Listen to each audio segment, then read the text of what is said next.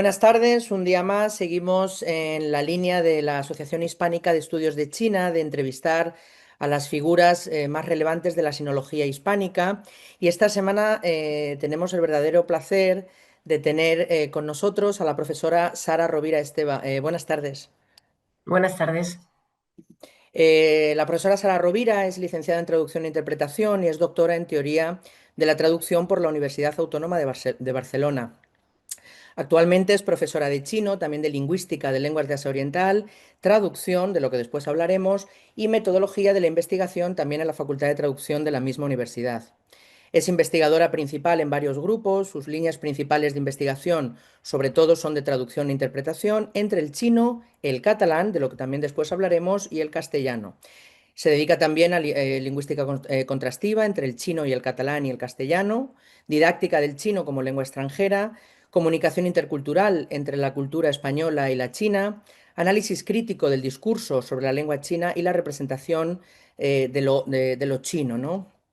Dispone de numerosísimas publicaciones académicas, tanto de ámbito internacional, en lenguas peninsulares como el catalán y el castellano, como internacional. Ha traducido a Cao Xinqian, Chung Xue, Ma Qian y Feng Menlong. Es autora de casi una centena de artículos y de varios libros, entre los que destaca Lengua y Escritura chinas, del que después también hablaremos. Buenas tardes, profesora, y bienvenida. Muchas gracias por invitarme. Bueno, como viene siendo habitual, la primera pregunta es obligada, ¿no? ¿Por qué decides en un momento dado dedicarte a la investigación de Asia Oriental, ¿no? ¿Qué te motivó? ¿Qué te llevó a ello? Bueno, realmente cuando yo empecé mis estudios universitarios, el concepto de Asia Oriental no existía, es decir, dentro de la academia, ¿eh? Mi motivación era estudiar lenguas extranjeras porque me gustaba la traducción, por la profesión de mi padre viajábamos mucho, entonces yo me quería dedicar a traducir. Y entonces cuando entré a la universidad para hacer traductores, me encontré con que tenía la opción de estudiar chino y ahí empezó todo, básicamente. Es decir, yo antes de empezar la universidad no tenía ni en mente que me iba a dedicar al chino o a la sinología. Así fue. Y luego ya con los años, sí, me fui 2 años a estudiar a China y ahí ya vi que era mi pasión y reorienté, digamos, mi interés académico hacia el chino y no tanto hacia la traducción. O incorporé, ¿no?, el foco en el chino, en la lengua china, más que en la traducción del inglés, que era mi idea original, ¿no? Iremos a lo largo de la entrevista ahondando en el tema de la traducción, pero sobre este tema me gustaría principalmente preguntarle cómo es la literatura china que se traduce y que llega a nosotros en la península, en el mundo hispánico. Vale, yo, a ver, yo diría que esto es una cosa que ha ido cambiando a lo largo de los años y es difícil, ¿no? Resumirlo en una sola frase, ¿no? Lo que diría es que hay mucho interés en lo que sería la filosofía china y también hay un peso importante de lo que sería la traducción de poesía de los clásicos, sobre todo, ¿vale? Y en los últimos años sí que hemos visto que hay un mayor interés por literaturas que podríamos decir universales, es decir, que no tienen tanta marca de si son chinas o no son chinas. Pongo, por ejemplo, lo que sería el cómic o que podría ser un subgénero, ¿no?, dentro de la literatura, o lo que sería pues la ciencia ficción, etcétera, ¿no? Vemos que ha habido etapas en lo que nos interesaba más era la filosofía, la poesía, es decir, estos géneros que dentro de China se consideran géneros altos, ¿no? Literatura de alta literatura, y que con el tiempo se ha ido diversificando y nos está pues llegando literatura más que podríamos decir, sin marcas, ¿no? O sin marca del origen. Y la otra cosa que me gustaría destacar es que cada vez más los paratextos, es decir, esos textos que acompañan a la literatura traducida, ¿no?, digamos, reseñas, portadas, es decir, todo aquello que presenta la obra literaria china en nuestro país, está más despojada de elementos orientalistas. Es decir, cada vez más nos acercamos a la literatura china por el hecho de ser literatura y no por el hecho de ser china, ¿no? Es un elemento que también querría destacar y que hemos podido ir constatando en parte gracias a una base de datos que mantenemos desde la UAB, que no sé si conocéis, que se llama, bueno, la literatura china traducida en España, donde vamos incorporando todas esas obras nuevas que se van traduciendo eh, con los datos bibliográficos, pero también con los datos de la traducción, quién ha traducido, si tiene notas, incluso si hay prólogo, etcétera, etcétera, ¿no? Toda esta información que vamos recopilando y vamos poniendo en acceso abierto para que todo el mundo, académicos o no académicos, ¿no?, puedan consultarlo, nos permite, ¿no?, llevar esta trazabilidad de lo que va ocurriendo de forma asincrónica, ¿no? O sea, es decir, diacrónica, perdón, ¿no?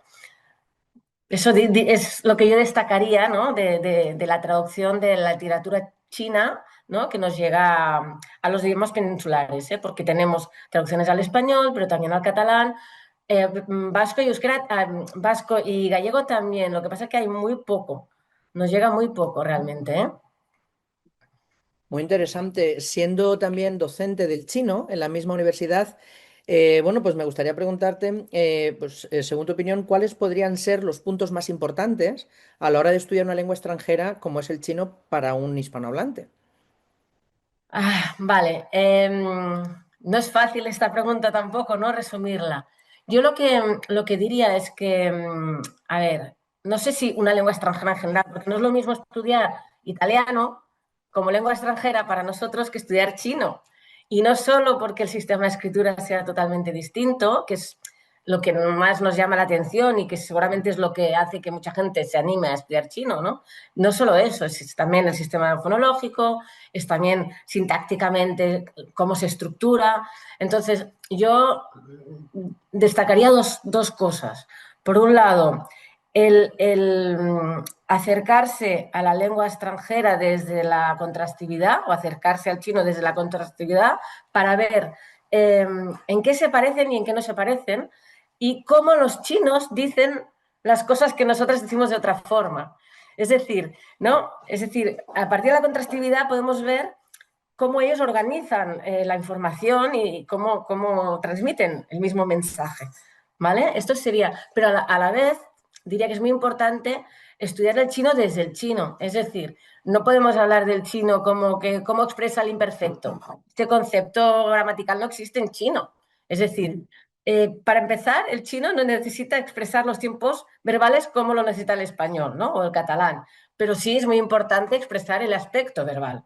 Entonces, por una parte, el enfoque contrastivo creo que nos da mucha información y nos permite identificar aquellos puntos en los que es parecido y podemos aprovechar la transferencia positiva de nuestra lengua materna y a la vez los puntos en los que no es igual y donde tenemos que estar muy cautos para que no nos influya, ¿no?, en una formulación incorrecta. A la vez, estudiar el chino o presentarlo con profesores desde la perspectiva de cómo se organiza el chino. No podemos hablar de artículo definido en chino porque no existe. Pero ¿cómo expresamos la definición en chino? Eso sí, desde el enfoque contrastivo. No sé, yo diría que esto es lo que destacaría así de una forma muy resumida. Uno de los puntos fuertes de estar hablando con todos los profesores más relevantes de la sinología hispánica es que nos permite conocer de alguna manera cuál es el perfil del estudiante que se acerca al mundo de la sinología en España. Entonces, desde tu perspectiva, en la Universidad Autónoma de Barcelona, ¿cuál es el perfil que se acerca a estudiar chino?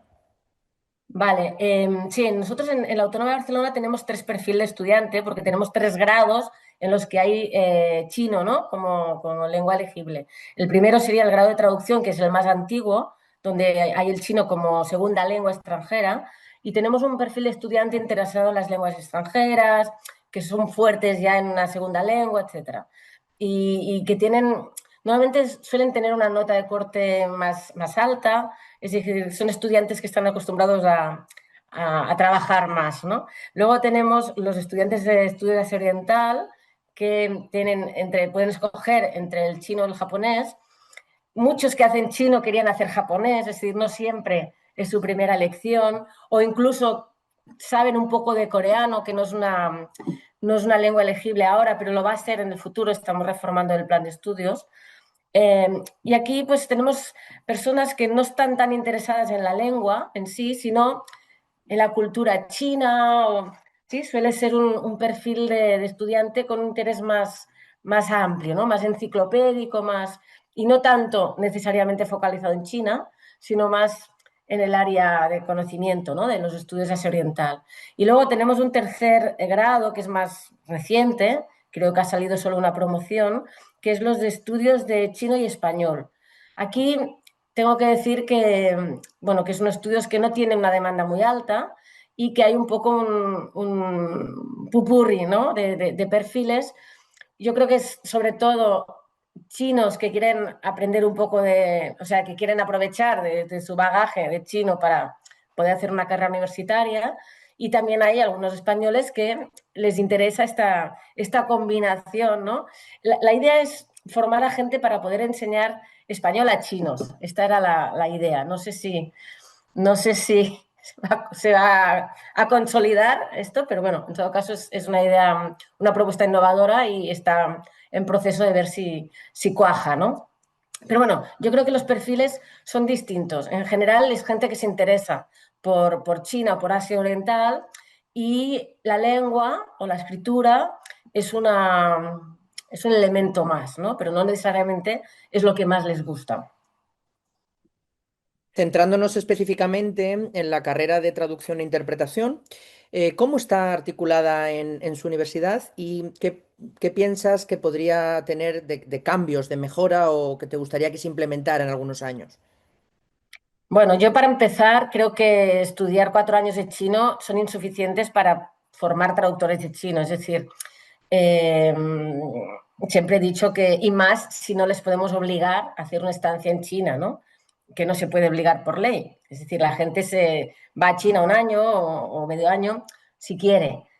Claro, para mí esta movilidad es imprescindible para poder tener un bagaje, no digo de lengua, sino también de cultura, etcétera, mínimo para poder empezar, ¿no? Tener un mínimo de competencia traductora. Entonces, para empezar, lo que cambiaría es la necesidad de hacer estancia en China, o en Taiwán, o en algún país, alguna zona de habla china, ¿no? Esto sería una cosa.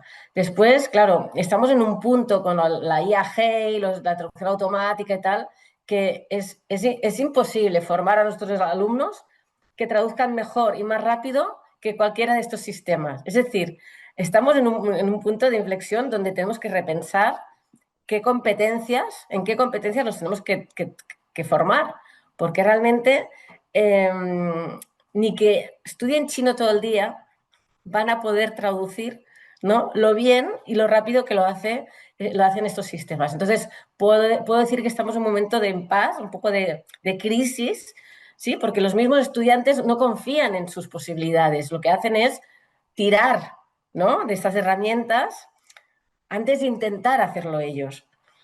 Por lo tanto, ¿cuál tendría que ser la formación? Yo creo que la formación tendría que pasar por un refuerzo muy grande de la comprensión lectora, porque el primer problema que tienen es que no entienden lo que están leyendo en chino, y por lo tanto no pueden traducir. Y luego en la competencia intercultural, es decir, aquello a lo que la IAG o la traducción automática aún no llega. Esto, ahora un poco el análisis que puedo hacer preliminar, porque claro, estamos en un momento de cambio, ¿no? Y cada día la situación es diferente del día anterior, ¿no? Es muy difícil hacer previsiones así a medio o largo plazo. Mi siguiente pregunta iba un poco, ¿no? Por esta línea, ¿no? O sea, ¿qué necesitaba antes un traductor para serlo? ¿Y qué va a necesitar a partir de ahora, ¿no? Claro, yo cuando empecé la universidad, y supongo que no será la única aquí, no existía ni los ordenadores ni internet. Es decir, yo, el primer ordenador apareció en mi casa cuando yo estaba en China en el 92, 93. Internet no existía. Es decir, Claro, ha cambiado mucho, ¿no? Las herramientas que tenemos a nuestro alcance, todos los niveles, para traducción, el hecho de poder documentarse por Internet es que no podemos concebirlo ya. Nadie de mis alumnos usa diccionarios en papel, es que no van ni a la biblioteca. Entonces, ¿no? La pregunta era, ¿qué necesita, ¿no? Sí, bueno, Un traductor. teniendo en cuenta el presente, ¿cómo va a ser el futuro? ¿Qué va a necesitar un traductor del futuro? Claro, yo quizá lo ligaría con la pregunta anterior, es decir, ¿qué necesitará una competencia intercultural muy importante? Y esto pasa por vivir un cierto tiempo en la cultura meta, ¿sí? Y luego un dominio de las herramientas muy importante, es decir, conocer las herramientas que existen al alcance del traductor o del mediador y dominarlas, es decir, saber utilizarlas de forma óptima, ¿no? Para poder ser competitivo en el mercado de trabajo. Básicamente diría estas dos cosas, competencia intercultural que pasa por estancias en el país original y luego competencia instrumental. ¿Qué maneras hay, focalizando sobre todo entre catalán, español y chino, qué maneras piensas que hay de hacer traducción? ¿Y cuáles ha podido, de estas formas o maneras que hay de hacer traducción, cuáles has trabajado en estos años? Vale, no sé si con maneras te refieres a enfoques, pero bueno, Enfoques. sí, a ver, yo diría que hay el enfoque filológico, ¿no? Que son sobre todo más adecuado para textos pues, donde hay un poco de margen para la interpretación o que son textos que en sí mismos, en origen, ya tienen diferentes interpretaciones, ¿no? Como podrían ser los textos clásicos o de filosofía, de poesía, etcétera. Ahí yo creo que un enfoque filológico donde el traductor pueda explayarse en los matices o las diferentes posibles traducciones, etcétera, es un tipo de traducción pues, más erudita, ¿no? Que quizá no es para todos los públicos, sino para un público especializado o que tenga mucho interés en ese tipo de textos. Y luego hay una traducción que tampoco sería digamos, una situación dicotómica, ¿eh? Es decir, hay todo un espectro en medio, ¿no? Pero habría una traducción que sería más para el gran público que quiere acercarse a la literatura china en tanto que literatura, ¿no? Y pues que le molestan las notas al pie o que tampoco las necesita, ¿no? Porque no tienen un impacto en lo que sería el desarrollo, ¿no? Del, de la novela o del texto, ¿no? O un cómic, por ejemplo, que ahora está muy de moda y se están traduciendo muchísimo, ¿no? Entonces, entre estas dos, ¿no? Entre medio, pues tenemos diferentes opciones, como sería, pues, traducciones que van precedidas de un prólogo, de una introducción, o que tengan un cuerpo de notas importante. Bueno, yo para mí estas son, claro, cuando uno traduce, aparte del encargo, ¿no? que nos hace la editorial, también tenemos como traductores un público ideal en mente, ¿no? Un lector ideal en mente, ¿no? Que va cambiando. Es decir, no es lo mismo hablar de tofu hace 30 años, ¿no? Cuando yo empecé a traducir, nadie sabía que era tofu, ni existía, ahora, ¿no? Que tenemos tofu en el Mercadona, es decir, todo el mundo sabe, aunque no lo coma, todo el mundo sabe que es tofu. Entonces, a lo mejor ya no hace falta poner una nota al pie diciendo que es queso de soja, ¿no? Como ocurría hace unos años. Es decir, que esto también es dinámico. La sociedad va cambiando, el conocimiento del otro, la imagen, la información que tenemos del otro también va evolucionando y entonces el traductor tiene que irse actualizando, ¿no? Eh, Tiene que explicar esas cosas que piensa que su lector potencial no sabrá, pero esto va cambiando. En esta línea de lo que venimos hablando, me gustaría preguntarte por un libro que además creo que es básico para entender la forma y la lengua chinas. En el año 2010 publicas con Bellaterra Lengua y Escritura chinas, hablando, por ejemplo, de este lector ideal, ¿no? ¿A quién va dirigido y cómo se articula el libro? Vale, a ver, el libro nace un poco por un encargo, ¿sí? Y a la vez por una constatación de una necesidad. El libro nace porque en ese momento se estaba proyectando nuevo grado de estudios Asia Oriental en el cual hay una asignatura que es de lingüística de las lenguas de Asia Oriental y no existen pues ni manuales ni digamos referentes, ¿no? Escritos para cubrir los contenidos de esta materia. Entonces ahí Ediciones de Terra me hace este encargo para tener un poco un material de referencia. Esto por una parte. Por otra parte, es verdad que yo también ya tenía un borrador con cosas que me había ido encontrando a lo largo de estos años de docencia, eh, que básicamente se articulaban alrededor de concepciones erróneas, ¿no? Es lo que yo llamo mitos, ¿no? Sobre lo que es la lengua y la escritura china, ¿no? Cosas como que el chino no tiene gramática o que la escritura es pictográfica, bueno, todas estas afirmaciones que se hacen sobre el chino que son o incorrectas o no son muy precisas, son imprecisas, no son rigurosas.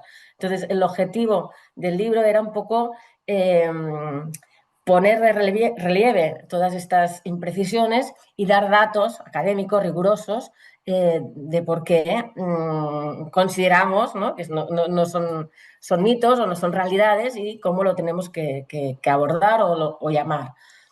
Claro, el libro habla desde la escritura china, su evolución y sus principios digamos, de formación, a cómo se ha conformado el estándar oral y el estándar escrito en China, cuál es la situación sociolingüística de las diferentes comunidades sinófonas. También ahí dedico bastante de forma diferenciada a China, Taiwán, Singapur, bueno, porque Hong Kong, ¿no? Porque realmente la diferente evolución histórica, sociopolítica también, pues ha configurado situaciones sociolingüísticas distintas, ¿no? Entonces, se suele hablar de China como si fuera una entidad monolítica y a mí me parece que desde el punto de vista de la lengua, pues no es así, ¿no? Y bueno, y al final también pues se apuntan las diferentes lenguas o variantes del chino y cuáles bueno, las perspectivas futuras. Tengo que decir que, claro, este libro ya se publicó hace 15 años y que yo estoy trabajando en una nueva versión actualizada cuya publicación me gustaría que fuera totalmente en abierto. Es decir, bueno, lo que pasa es que es un trabajo ingente porque no se para de publicar cosas. Claro, el libro aborda muchos temas distintos y actualizarse en todos estos campos pues me está llevando un poco de tiempo que escasea, ¿no? Pero bueno, tengo en perspectiva quizá en un par de años intentar sacar una versión actualizada y además que sea totalmente en acceso abierto. Pues lo esperamos con ansia. Como estudiantes del chino, me gustaría preguntarte, entendiendo por un lado el marco común europeo y por otro lado el HSK, el sistema por el que, bueno, más o menos nos regimos todos para estudiar la lengua, ¿qué similitudes, si es que las hay, podríamos establecer entre ambas? A ver, claro, estamos en un momento de impasse también, ¿no? Porque tenemos un viejo HSK y un nuevo HSK que aún no sabemos exactamente cómo es. El viejo HSK de 6 niveles se había equiparado de forma un poco burda, perdón la expresión, pero por parte de los chinos, a los niveles del MECER, ¿no? Y ya enseguida los profesores de Europa, ¿no? Hay un comunicado, por ejemplo, de la Asociación Alemana de Profesores de Chino, oficial, ¿eh? Ya dijimos que esto no se podían equiparar de la forma que lo habían hecho ellos, por muchos motivos, ¿no? Pero, claro, esperamos que esta formulación en nuevos niveles pueda ser más fácil encajarla con los niveles del MECER. No sé, a ver, hay muchas diferencias. Yo diría que hay más diferencias que similitudes. ¿Por qué? Porque los chinos tienden a compartimentar el estudio o el aprendizaje de la lengua de una forma muy clara. Es decir, en nivel tal hay que saber estas palabras, ¿no? Y estas sílabas. Dicen, las sílabas que entran en el primer nivel.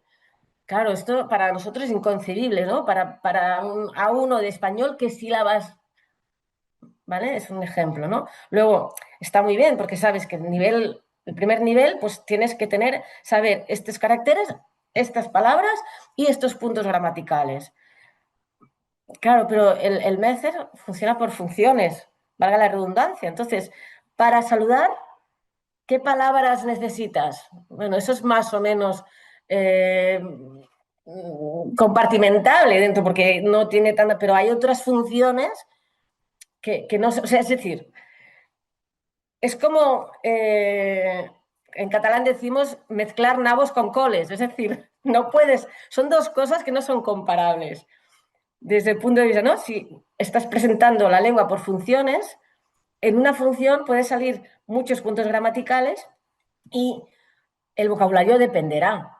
¿Eh? No es lo mismo cuando tú te presentas en una situación formal, ¿no? Que cuando te presentas entre amigos o, no sé, ¿no? O sea, son dos enfoques que son tan distintos que es muy difícil encajarlos. De hecho, eh, con el profesor Ciruela de la Universidad de Granada y una compañera de la Autónoma, Elena Casas, hace ya pues, como 6 años que estamos trabajando en una gramática del chino por niveles del MECER y queríamos también aunarlo con las funciones, pero ya vimos, era imposible encajar las dos cosas. Entonces, ahí estamos, así estamos. Intentaremos hacerlo por los niveles, pero realmente en la parte de las funciones no le hemos encontrado de todo el encaje, porque es un enfoque diferente, yo creo. Y no está tan preocupado en dar listas cerradas, como lo hace el HSK.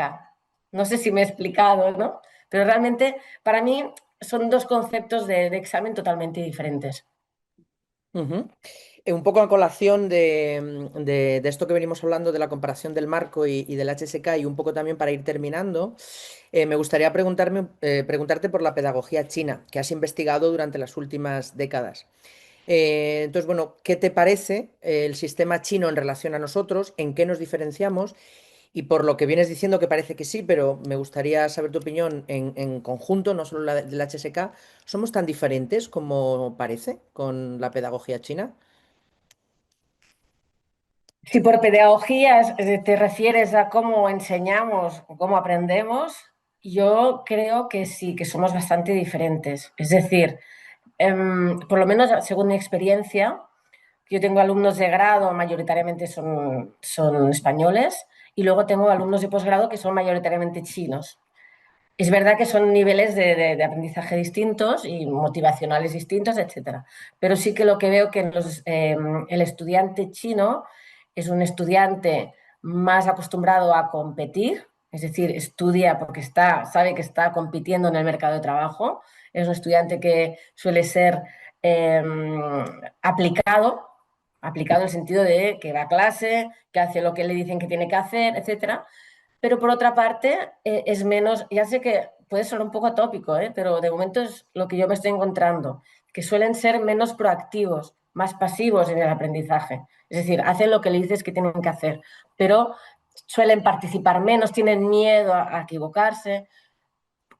Quizá en parte es porque no dominan el lenguaje, ¿no? El español lo suficiente como para sentirse cómodos. Y en cambio los españoles quizás son más echados para adelante. Siempre tienes gente que pregunta mucho, etcétera, etcétera. Pero en general, a mí me parecen poco estudiosos, porque para aprender chino en 4 años hay que estudiar mucho y no lo hacen, la mayoría. Y no tienen el hábito de estudiar, como sí tienen, ¿sí? Tampoco yo creo que invierten en su aprendizaje como si fuera algo que luego les va a abrir puertas, les va a dar entrada ¿no? al, bueno, al mundo laboral. Es decir, parece que viven en la hora y aquí, ¿no? No tienen esta perspectiva que tienen los chinos de que estoy aquí porque quiero ser alguien en el futuro, ¿no? Los veo más centrados en el presente a los alumnos. O sea, esto yo creo que forma parte también de las actitudes, ¿no? Que tienen en clase. Les dices, haz esto para el próximo día. La mayoría no lo hacen. Esto es impensable en el caso de los chinos. Los chinos lo hacen, lo que pasa es que luego en clase no dicen, lo he hecho, yo quiero dar mi opinión. Se quedan así a la espera de que les preguntes, ¿no? Esta sería un poco la diferencia principal que veo yo. Como viene siendo habitual en las entrevistas, los diálogos de la Asociación Hispánica de Estudios de China, me gustaría presentar a Víctor Cortizo para despedir a nuestra invitada de hoy. Buenas tardes, Víctor. En realidad, buenos días, pero sí, buenas tardes. Bueno, pues la verdad es que ha sido un enorme placer escuchar esta entrevista. Quizás sobre todo por centrarme en algo, porque siempre intento quedarme con algún aspecto que llama la atención, es el complicado mundo de la traducción, ¿no? Y cómo la innovación pues está un poco cambiando muchos roles. Y yo creo, y la verdad es que me he quedado con muchas ideas como la comprensión lectora, la interculturalidad, y quizá añado también una de mi cosecha, ¿no? El gusto y la belleza del conocimiento propio, ¿no? Sí, ya sé que puedo usar una herramienta de traducción, ¿no? Yo comparaba un poco con mi época universitaria, en mi caso en el derecho, y todavía creo que haber consultado aquellos cientos de páginas de los Aranzadis conociendo jurisprudencia no tiene nada que ver con el buscador de un minuto, ¿no? Yo creo que también de alguna manera hay que animar a los alumnos a la belleza del conocimiento, del aprendizaje y de que es un legado que uno tiene, que luego te va a ayudar evidentemente a ser mejor profesional. Y de paso recordar que también puede haber apagones, complicaciones y muchas cuestiones que hace que por encima de todo el conocimiento humano sea lo que más sentido da. En realidad yo creo que ha sido una entrevista pues estupenda, te agradecemos muchísimo el ratito que nos has acompañado y también saber, pues oye, que nos consta que muchos, sobre todo jóvenes investigadores, van compartiendo con nosotros estas entrevistas y descubriendo personas tan enamoradas de su profesión y de su vocación, en este caso con la lengua china, como hemos podido tener esta tarde. O sea que un gusto y muchas gracias por acompañarnos. Muchísimas gracias, ha sido un placer para mí también. Y bueno, se me ha hecho corto, es decir, que eso es bueno. Muy bien, muchas gracias.